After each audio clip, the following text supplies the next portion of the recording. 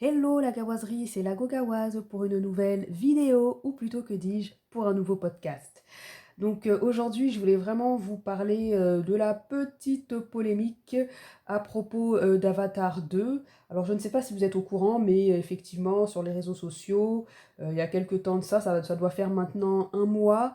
Bon, il y a une petite polémique disant que Avatar était un film raciste. Alors je voulais vraiment voir avec vous les raisons pour lesquelles les personnes qui accusent Avatar d'être raciste, pourquoi est-ce qu'ils ont raison? Pourquoi est-ce que je pense qu'ils ont raison d'une partie et qu'ils n'ont pas raison d'un autre côté? Donc on va regarder un petit peu tout ça ensemble. Donc comme vous pouvez le voir un petit peu, j'ai listé les accusations dont fait l'objet Avatar. Et je vais vous les expliquer un petit peu pour savoir si ce qui est dit est vrai, ce qui est dit n'est pas vrai. Ouais, pas forcément que ça soit vrai ou pas vrai, mais en tout cas pour vous montrer si c'est pertinent ou pas. Voilà. Donc la première accusation, c'est l'appropriation culturelle.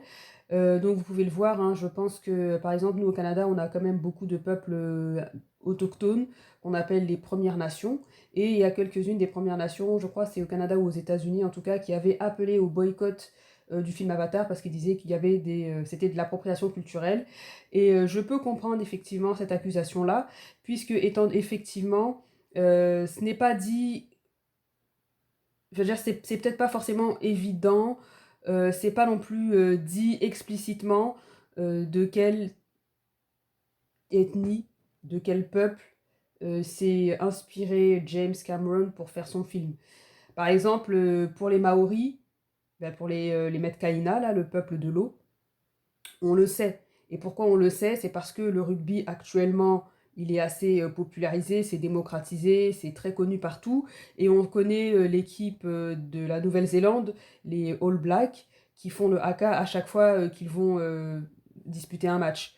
Donc à ce moment-là, on fait totalement, automatiquement le lien entre les Metcaïna, le peuple de l'eau, avec leurs tatouages, avec leur manière de tirer la langue, leur posture. On fait totalement le lien avec les Maoris, puisque, et fait, comme je vous l'ai dit, le rugby s'est démocratisé, on connaît quasiment tous les All Blacks, même si on ne connaît pas les noms des joueurs, mais on sait que les All Blacks, ils font toujours le haka avant de commencer les matchs. Donc là, ça se fait, je veux dire, le lien, le rapprochement, il est assez évident, je veux dire, la plupart du temps, tout le monde sait que les Metcaïna représentent les Maoris sur Terre. Enfin, ils se sont inspirés en tout cas des Maoris sur Terre. En tout cas, James Cameron s'est inspiré des Maoris, un peuple existant sur Terre en Nouvelle-Zélande, pour créer les Metcaïna. Par contre, pour les autres peuples, comme les Omaticaya, c'est un petit peu moins évident. C'est-à-dire, c'est pas que c'est moins évident, mais c'est pas dit effectivement qu'il s'est inspiré de tel peuple en particulier en Amérique du Sud, de tel peuple en particulier en Afrique subsaharienne, c'est pas dit. Donc les gens, quand ils regardent, ils se disent oui, ça me fait penser à Pocahontas, oui, ça me fait penser aux Amérindiens, oui, ça me fait penser aux subsahariens, mais ça se limite là. Il n'y a pas vraiment, il n'y a pas le nom d'un peuple en particulier qui a été précisé en disant voilà, pour les Omaticaya, on s'est inspiré de, j'invente, les Atikamekw, on s'est inspiré des Dinka, on s'est inspiré de Tain, etc., etc. C'est pas dit. Donc il peut, ouais, et effectivement, l'accusation d'appropriation culturelle, je la comprends, puisque ces personnes-là, je me mets un petit peu dedans, hein, puisque je suis pas, à la fin de la journée, je ne suis pas blanche, euh, puisque voilà, ces personnes-là disent que, effectivement, c'est parce que c'est comme si on nous dénigrait la paternité de nos propres cultures, de notre propre culture.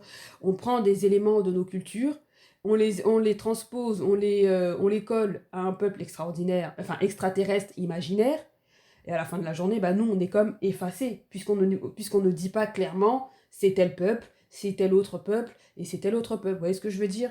Donc effectivement, l'accusation d'appropriation culturelle, moi je suis absolument d'accord, je la comprends, parce que c'est toujours souvent, c'est toujours les spectateurs, c'est toujours les gens lambda qui vont sur internet par la suite et vous dire voilà en fait quand vous voyez tel peuple, quand vous voyez les Omaticaya, il faut voir que en fait tel élément culturel ça a été tiré d'un peuple au Soudan, c'est un peuple nilotique et ils ont la même coutume, ils ont la même coutume, c'est eux qui sont à l'origine de ça et voilà la photo et voici les Omaticaya, la manière dont ils s'habillent, et voici les Omaticaya, la manière dont, je sais pas moi, enfin, enfin, le bijou qu'ils portent, bah, c'est la même chose que ce que eux, ce peuple-là, font, c'est les mêmes traits, c'est les mêmes coutumes, c'est le même aspect culturel. Vous voyez ce que je veux dire? Comme je vous disais, moi, bon, je vous l'ai pas dit, mais je vous le dis tout de suite, je suis abonné aussi à une chaîne Mr. Imhotep, c'est un Afro-Américain. Et donc voilà, c'est lui qui a fait un post en disant, en ce qui concerne les Omaticaya, là il y a un aspect culturel qui a été pris de chez les Dinkas. Enfin, c'est pas les Dinkas forcément, mais c'était un peuple nilotique au Soudan. Bon, moi je dis Dinkas parce que je les connais pas forcément, mais en tout cas c'est un peuple nilotique soudanais. Voilà.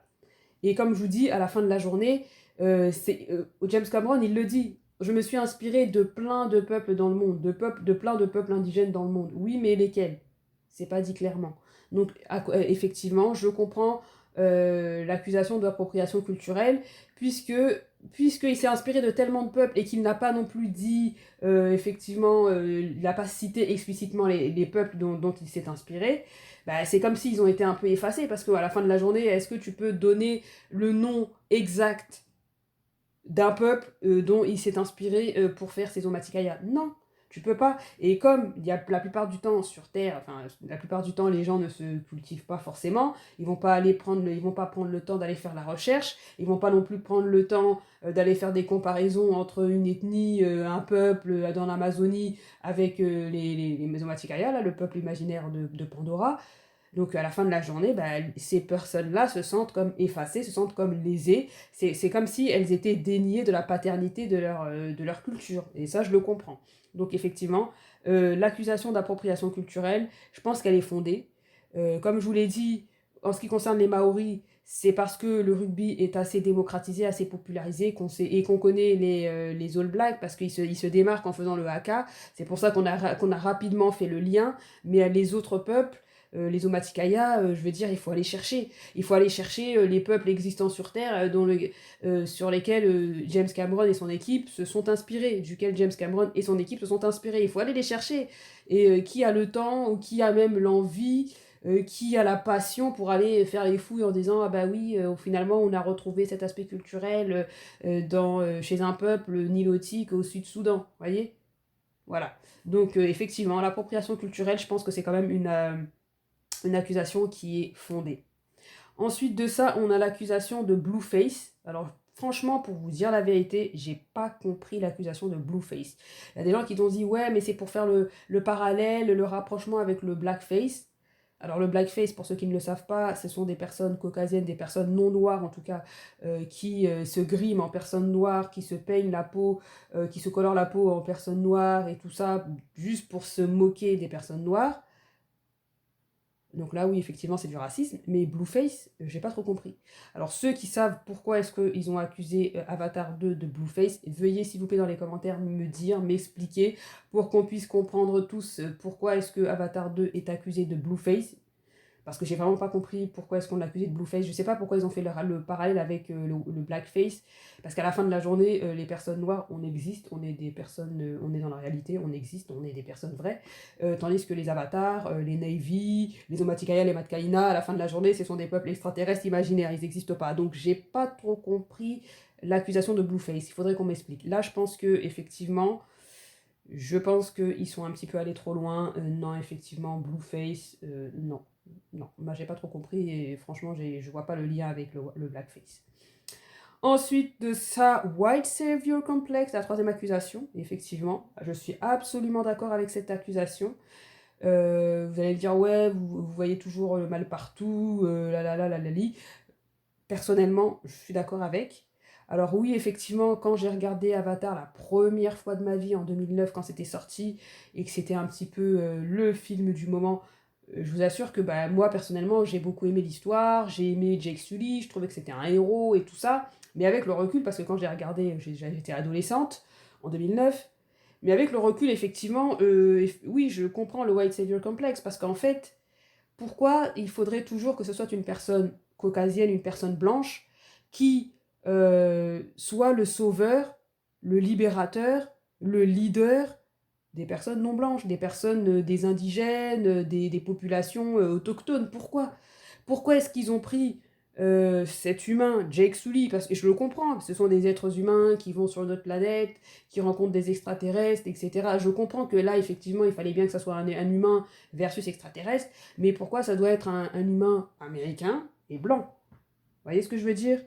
Parce que effectivement, le white savior complex, c'est le complexe du sauveur blanc en fait. C'est comme c'est toujours le blanc, la personne blanche qui doit aller sauver les indigènes, qui doit aller les libérer, leur apporter la civilisation, leur apporter la libération, je sais pas moi, contre l'esclavage, contre ceci, contre cela. Pourquoi est-ce que c'est toujours une personne blanche? Pourquoi ça ne pourrait pas être, je sais pas moi, pourquoi est-ce que Jake Sully au final ne pouvait pas être le second?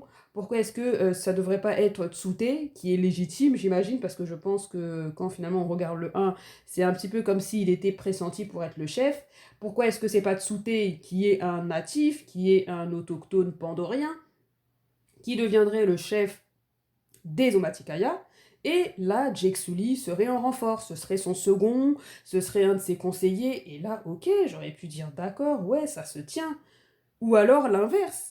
Pourquoi est-ce qu'on n'aurait pas une Neytiri ou un Tsute, donc un natif pandorien, qui fait le lien entre les pandoriens et les humains, qui donc intègre la société humaine de la RDA, qui apprend les coutumes, la langue des êtres humains, qui même est formé en tant que, je sais pas moi, en tant que Navy, dans le sens, vous voyez, gars de l'armée américaine ou de l'armée de la RDA. Et ensuite de ça, lorsqu'il comprend qu'en fait, les humains sont là pas pour la diplomatie, pour les échanges culturels, pour l'enrichissement culturel, mais qui sont là vraiment pour les dégager de l'arbre maison, ben, qui donc les renie, peut-être pas forcément les renier, mais en tout cas qui rentre chez lui et qui dit voilà, voici ce que j'ai découvert, les humains ils sont pas là pour notre bien, ils s'en fichent de nous, ils sont juste là pour exploiter nos ressources, notre territoire et nous chasser de là où on est. Et là il se rebelle et c'est cette personne-là, ce natif pandorien, qui aurait été au contact de la société humaine, de la civilisation humaine, et qui là maintenant deviendrait le leader de sa société, de son village, de son peuple, et qui mènerait la lutte contre les humains. Pourquoi ça pourrait pas être comme ça? Pourquoi il faut toujours que ce soit un petit américain blanc hein, qui vienne leur dire ouais, voici comment vous devez faire, et qui automatiquement, parce qu'il a monté le Toruk Makto, il serait légitime pour diriger tout le monde. Moi, je la comprends cette accusation. Je la comprends parce qu'au final, il y a beaucoup de films où c'est un petit peu comme ça, quoi. Par exemple, à un moment donné, il y avait la série là, Game of Thrones avec Daenerys Targaryen. Les gens se sont dit au final, mais oui, mais pourquoi est-ce que c'est elle qui vient sauver de l'esclavage, qui vient libérer les esclaves et comme par hasard, les esclaves, ils sont pas blancs. Hein. Les esclaves, ils ont la peau, si c'est pas noire, elle est foncée. Elle est bronzée, tu vois. Donc je comprends cette accusation, parce que c'est toujours à peu près les mêmes schémas de la personne blanche qui revient sauver les indigènes, parce que les indigènes, c'est un petit peu comme pour infantiliser, ben, c'est pas que c'est dit comme ça, mais inconsciemment, implicitement, ça implique le fait que ben, les personnes indigènes, elles savent pas, elles sont pas aussi fortes pour se défendre tout seules, parce que vous savez, la technologie... Ouais, mais en fait, Haïti, vous savez comment Haïti, ils ont pu battre Napoléon? C'était des personnes, ils n'avaient pas la même technologie que les Français, hein, mais ils ont battu l'armée de Napoléon. Alors pourquoi ça pourrait pas être comme ça aussi? Pourquoi ça pourrait pas être comme ça? Pourquoi aussi ça pourrait pas être eux-mêmes des indigènes qui s'organisent en disant si c'est comme ça, peut-être qu'ils ont perdu d'autres batailles, mais qui s'organisent en disant non, on va aller défendre nous-mêmes, et c'est un chef indigène, ben, je dis indigène, vous comprenez ce que je veux dire, un chef autochtone, pandorien, qui au final ben, prendrait le lead et vaincrait les humains. Pourquoi ça serait pas ça? Donc effectivement, cette accusation de White Savior Complex, moi je la comprends parfaitement, et même à la fin, hein, je disais même à mon mari, je disais ouais mais en fait... finalement, Jake Sully, on dirait que à la québécoise là, mais je relate pas avec lui en fait. Non, je relate pas. Au début, j'étais fascinée au début parce que voilà, c'était la première fois que je le voyais en 2009. C'était un monde merveilleux, c'était extraordinaire, c'était trop beau. Mais à la fin, effectivement, avec le recul, parce qu'à l'époque j'étais adolescente, là maintenant avec le recul, je me dis ben non en fait. Parce qu'en fait, si jamais vous regardez bien l'histoire, le gars, il le dit en plus. Ben, c'est une histoire imaginaire, on s'entend que c'est pas vrai, mais quand même. Il dit ouais, j'ai été envoyé vers vous pour vous espionner, pour vous convaincre en fait à quitter l'arbre maison. Mais tout a changé parce que je suis tombée amoureuse de toi. Donc c'est parce qu'il est tombé amoureux de Neytiri. Ça veut dire que s'il n'était pas tombé amoureuse de la belle indigène, ben, au final, il serait resté dans le camp, entre guillemets, du mal, vous voyez ce que je veux dire? Donc ouais, ouais, ouais, ok, ouais, pourquoi pas, bon, je sais pas. J'ai un petit peu de mal avec son personnage, au final, Jake Sully, je relate pas avec lui, enfin, quand je dis je relate pas, c'est-à-dire que c'est pas comme si je... Au final, je l'apprécie pas autant que ça, en fait. Alors qu'en 2009, je disais, ouais, c'est trop bien, c'est chic, c'est magique, etc. Finalement, avec le recul, bah, bif bof, quoi. Je l'apprécie pas tant que ça. Et en plus de ça, quand je regarde sa famille, bon, c'est une histoire imaginaire, on s'entend, hein. Quand je regarde sa famille, ses enfants en tout cas, j'ai pas l'impression de voir des Pandoriens, des Navy, des Omaticaya ou des Metcaïna. J'ai l'impression de voir des petits Américains qui sont déguisés, bah pas déguisés, mais sous forme d'avatar. Je sais pas si vous comprenez ce que je veux dire. Parce que regardez les enfants, là, le gars, on lui dit monte tes doigts, il fait des doigts d'honneur. À quel moment sur Pandora les enfants font des doigts d'honneur? Ça, c'est civilisation occidentale. Les filles qui sont là ou en train de tirer la langue. Alors oui, vous allez me dire, ouais, mais c'est des trucs d'enfants, etc. Ouais, mais en fait, c'est la culture occidentale, encore une fois.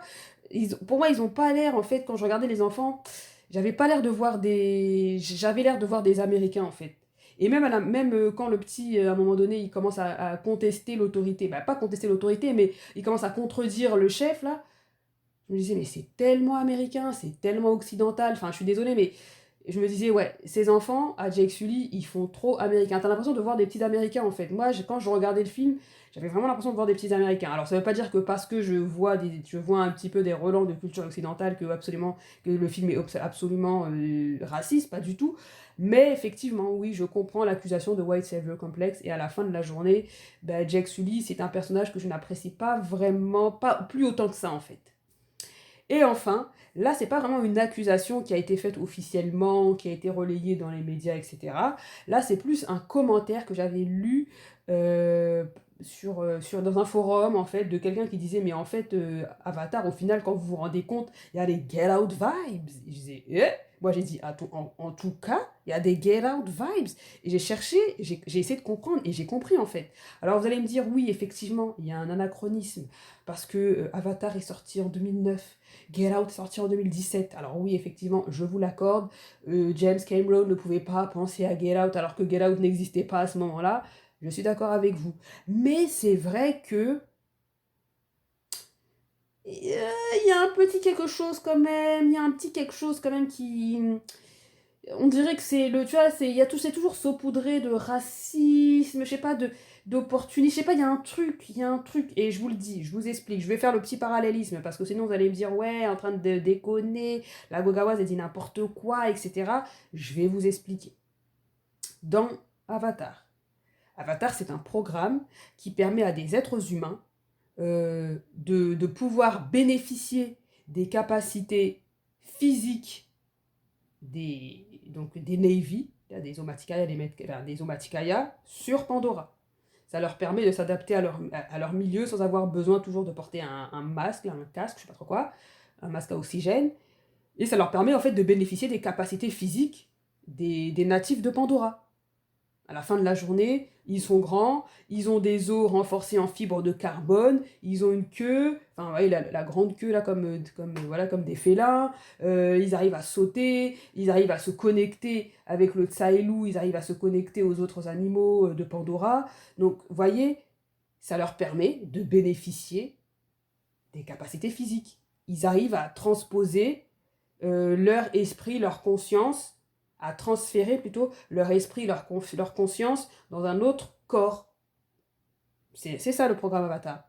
Et ça leur permet ensuite de vivre tranquillement, s'adapter à la faune et à la planète de Pandora. Dans Get Out, on a des personnes caucasiennes, des personnes blanches, qui veulent profiter donc des capacités physiques des personnes noires, et avec le coagula, parce que moi j'ai regardé le film en anglais, hein, le coagula, là, je sais pas trop comment on dit ça en français, parce que bon, à la second place, moi j'appelle ça le coagula, c'était dit comme ça, de coagula, behold to the coagula. Bon, ça leur permet en fait de transférer leur conscience, leur esprit dans un corps noir et de pouvoir bénéficier des capacités physiques de cette personne, de la personne noire. Et là, on a deux personnages, là je fais le parallélisme, Dans Avatar, on a le personnage de Jake Sully qui est handicapé, donc il a perdu ses jambes au combat, etc. Donc il n'a plus l'usage de ses pieds. Et en transférant donc sa conscience, son esprit dans l'avatar, ça lui permet en fait de retrouver l'usage de ses pieds. La preuve, la première chose qu'il a faite quand il s'est réveillé en avatar, il a profité pour courir. On lui a dit non, non, non, tu peux pas courir, tu peux pas, t'es pas encore habitué. Lui, pour lui, c'était magique parce qu'il retrouvait les sensations de pouvoir se mettre debout, de pouvoir utiliser ses pieds, de courir, de sauter. Vous voyez? Et ben, on a à peu près le même parallélisme avec Get Out. Parce que dans Get Out, le gars là, le gars noir, je sais plus comment il s'appelle dans le film, mais en tout cas, je connais son nom d'acteur, Daniel Kaluuya. C'est un photographe, en tout cas dans Get Out, il est photographe. Apparemment, il a une fibre artistique, il a une sensibilité, voilà, il a une sensibilité au niveau de la photographie. Et on a un personnage blanc qui est aveugle et qui finalement, ben, il mise encore beaucoup plus sur lui parce qu'il a envie d'avoir ses yeux. Il lui a dit, moi, mon gars, j'en ai rien à faire, je veux juste tes yeux. Je veux juste tes yeux parce que je suis aveugle actuellement, je vois pas. Et en plus de ça, apparemment, t'as une fibre artistique, t'as une qualité, enfin, ton travail est de qualité et moi, je veux bénéficier de ça. Vous voyez ce que je veux dire? Donc, c'est un parallélisme, mais bon. Est-ce que c'est Get Out finalement qui s'est inspiré d'Avatar? Je sais pas, mais en tout cas, bref. Il y a un gars qui a dit, ouais, mais purée, ça a des Get Out vibes. Et comme on sait tous que Get Out, c'est un film qui dénonce aussi le racisme, hein, parce qu'il y a des relents racistes, ben, est-ce que au final, Avatar est un film raciste? Alors moi, je vais vous donner mon opinion. Moi, je ne pense pas qu'Avatar soit un film raciste, même si, effectivement, les accusations d'appropriation culturelle et de white savior complex sont assez vraies. Elles sont fondées, en tout cas. Pour moi, ce n'est pas un film raciste. Mais effectivement, comme je vous dis, hein, je pense que l'auteur, n'importe quoi, le réalisateur, qui est James Cameron, qui est un Canadien. Au Canada, on a des réserves où il y a encore des personnes autochtones. Hein. Moi, j'en ai déjà vu, hein, des personnes, les Amérindiens, les Premières Nations, on en voit quelquefois dans la rue. Il y a des réserves, hein, il y a des réserves. Hein. Vous allez à Joliette, il y a des réserves. Enfin, il y a une réserve. Vous allez dans le Grand Nord, il y a des réserves. À Montréal aussi, pas très loin. À un moment donné, ouais, on passe devant, il y a une réserve. Vous partez à Québec, là, les Huron-Wendat, il y a des réserves. Enfin bref, au Canada, il y a des réserves de personnes des Premières Nations. Donc je pense qu'en fait, en écrivant ce scénario, en réalisant ce film, moi personnellement, c'est juste, il essaie en fait de nous montrer l'histoire de notre monde, hein, on va se dire la vérité. Oui, les États-Unis, le Canada, mais aussi l'Afrique, d'une certaine manière. Il y a plein de pays dans le monde, et pas que l'Afrique, hein, l'Australie, la Nouvelle-Zélande, il y a plein d'autres pays qui ont été colonisés par les personnes occidentales, par les puissances occidentales, et en fait, c'est un petit peu le reflet de notre monde. Ce film, c'est le reflet de notre monde. Alors après, je pense pas qu'il a voulu faire ce film pour dénigrer les personnes autochtones. Je pense pas aussi je pense pas qu'il était là pour dénigrer les personnes autochtones ou pour dire qu'elles étaient inférieures ou quoi que ce soit. Mais effectivement, je pense que étant donné que c'est une personne caucasienne et qu'il n'a pas, je veux dire, pas qu'il n'a pas la culture, mais il n'a pas peut-être cette compréhension des enjeux, je sais pas comment vous expliquer, mais voilà, tu vois, appropriation culturelle, je pense que c'est quand même, tu le ressens plus que quand tu l'as vécu, tu vois. Quand on te disait, enfin, je pense que tu le ressens plus quand tu le vis, et je pense que comme il est à la fin de la journée, c'est pas comme s'il il vivait ça, ben, je pense qu'il peut pas relate. Je sais pas comment vous expliquer. Je parle de la québécoise, c'est un petit peu tordu là, c'est un petit peu brouillon, mais bon, je sais pas comment vous expliquer ça autrement. Mais j'ai l'impression que voilà, il a fait ce film, mais à la fin de la journée, comme c'est pas une personne autochtone, c'est pas une personne non blanche. Je pense voilà, il a peut-être pas forcément, il peut pas forcément relate, comprendre. Et à la fin de la journée, ben voilà, il fait des choses white savior complex, appropriation culturelle, il fait des choses pour lui, c'est peut-être normal, mais voilà. Donc c'est un petit peu ça. Mais moi je pense pas que ça soit un film raciste à la fin de la journée. Moi je pense que vous pouvez toujours aller le regarder. Alors ne vous attendez pas non plus à un scénario de ouf, de malade, c'est pas du tout ça. Moi pour moi déjà le 2, le scénario était déjà très très pauvre. Franchement je m'attendais à mieux. Je me disais bon, avec tout ce qu'on a vu dans le 1, il fallait faire un 2 un peu plus palpitant, un peu plus recherché. Le scénario n'est pas recherché, on va se dire la vérité. Par contre, La qualité de l'image, le graphisme, le son, c'est merveilleux, c'est vraiment fantastique, extraordinaire. Moi, je l'ai regardé en plus avec les lunettes 3D, là, donc moi, je vous conseille d'aller le voir. Je sais qu'au Canada, il est encore à l'affiche au cinéma, donc si vous avez la possibilité et que vous vivez au Canada, allez le voir. Mais voilà, faut pas non plus... voilà, c'est un film, je pense, qui a été fait aussi par une personne blanche, comme je vous l'ai dit. À la fin de la journée, il n'est pas directement concerné par tout ce qui est appropriation culturelle, white savior complex.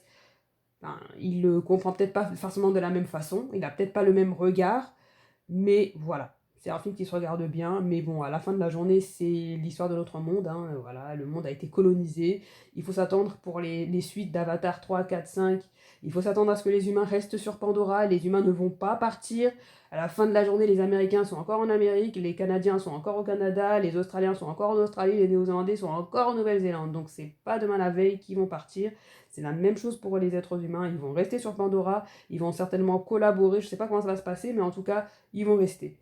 Donc voilà. Donc dites-moi ce que vous en pensez. Comme je vous l'ai dit, j'ai pas du tout compris l'histoire du Blueface. Donc expliquez-moi, dites-moi ce que vous en pensez. Commentez, partagez, likez. Et on se dit à la prochaine pour un prochain podcast. Bye.